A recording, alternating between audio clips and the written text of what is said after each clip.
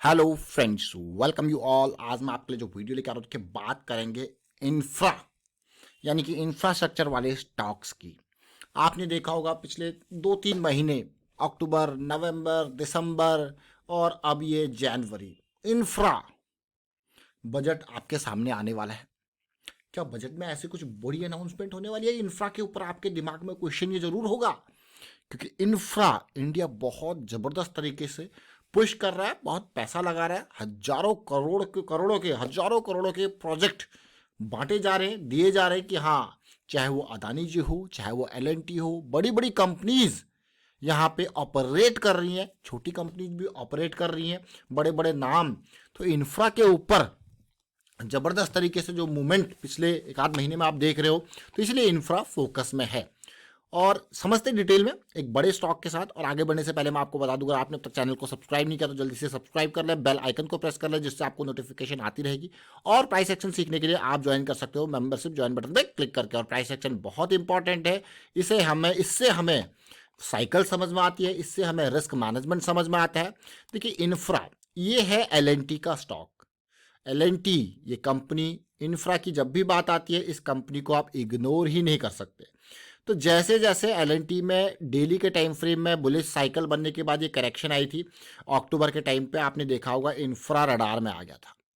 Infra radar में जब आया ही आया तो ये कंसोलिडेशन देख सकते हो आप, ये नवंबर के स्टार्टिंग से की है।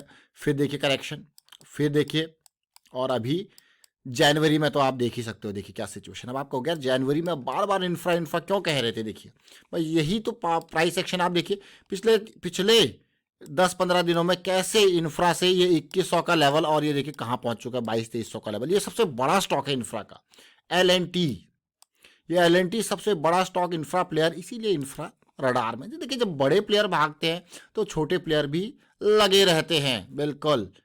अब सिचुएशन, अब आपको क्या, ये स्टॉक अब इंपॉर्टेंट कैसे ये करेक्शन रिजॉल्व हुई, इसीलिए प्राइस एक्शन इंपॉर्टेंट है। आप देख सकते हो ये डेली टाइम फ्रेम में किस तरीके से लोअर लो लोअर हाई की सीरीज चल रही थी।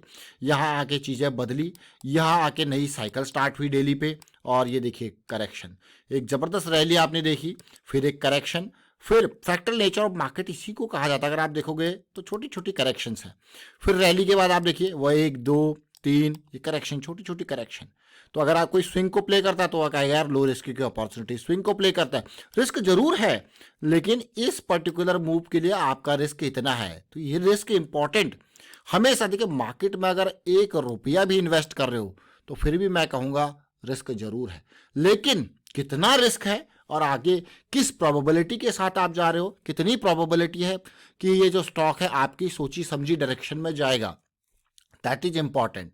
यानी कि रिस्क मैनेजमेंट क्या है, बहुत ज़्यादा इंपॉर्टेंट। तो एल का ये स्टॉक, लेकिन आज हम एल की बात नहीं कर रहे, क्योंकि एल प्राइस जैसे जैसे मूविंग एवरेज से दूरी बनाएगा तो फिर करेक्शन की रिक्वायरमेंट होती है। तो इसलिए close to the moving average, देखिए चाहे ये हो, चाहे ये लेवल हो, चाहे ये हो, बाइंग में आपको लो रिस्क की अपॉर्चुनिटीज मिलती है। आज हम बात करने वाले हैं ऐसी एक मैक्रोटेक डेवलपर स्टॉक की। कुछ टाइम पहले भी हमने इसके बारे में बात करी थी। 53-54 थाउजेंड करोड़ का मार्केट कैपिटलाइजेशन, छोटा नहीं है, बड़ा नाम है। रडार में क्यों है उसको फिर से समझने की कोशिश करते हैं।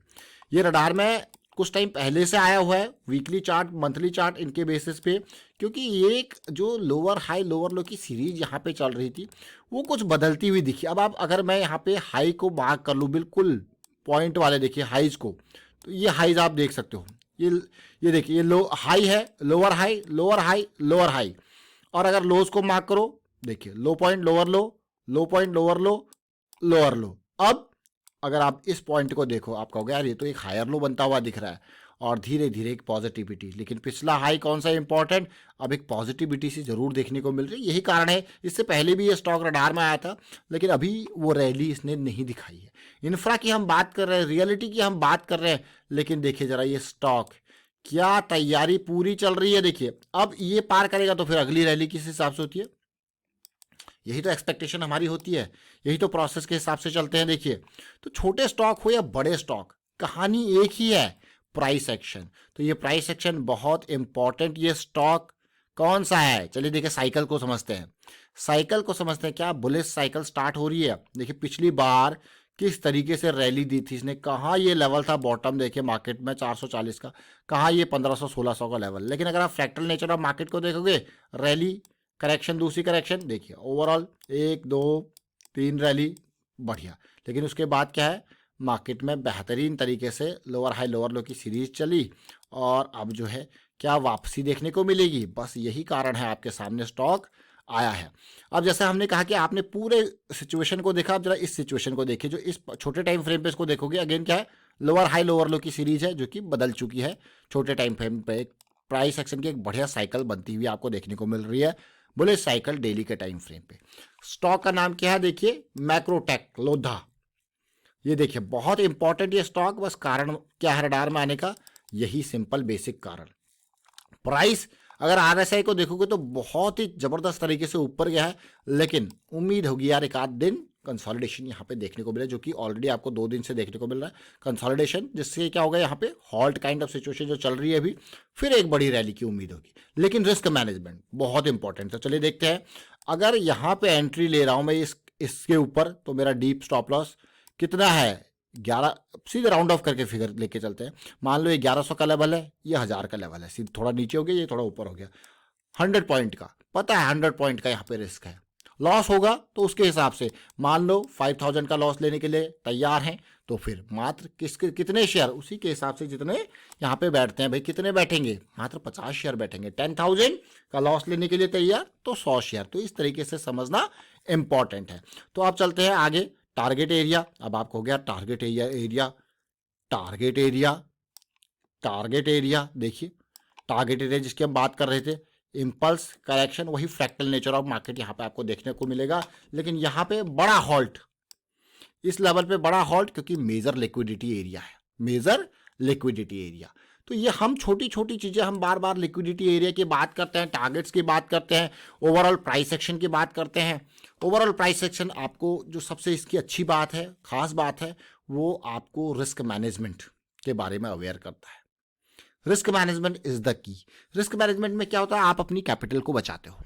कैपिटल बहुत इंपॉर्टेंट है, कैपिटल बहुत इंपॉर्टेंट है, कैपिटल रहेगी तभी आगे काम कर पाएंगे, तो कैपिटल को बचाना बहुत इंपॉर्टेंट है। इसीलिए risk management is the key. Market में रिस्क है, इसको समझिए, रिस्क है। और अपॉर्चुनिटीज की जब भी हम बात करते हैं, हम क्या कहते हैं, मोमेंटम हो तो प्रोबेबिलिटी है, प्रोबेबिलिटी है, मोमेंटम है, तो फिर आपको हो गया लो रिस्क वाली अपॉर्चुनिटीज उसी डायरेक्शन में मिलती है। और फिलहाल यहाँ पे उम्मीद करता हूँ आपको ये छोटी छोटी चीज़ें जरूर समझ में आ रही होगी। अगर इन वीडियोज़ के माध्यम से आपको कुछ सीखने को मिलता है, तो मैं कहूँगा कि हाँ, कमेंट्स के थ्रू हमें भी अप्रिशिएट करते रहें और मोटिवेट करते रहें। और यहाँ पे आपकी लर्निंग के लिए जो इंपॉर्टेंट चीज़ है वो है प्रैक्टिस, एग्जीक्यूशन के लिए जो इंपॉर्टेंट चीज़ है रिस्क मैनेजमेंट।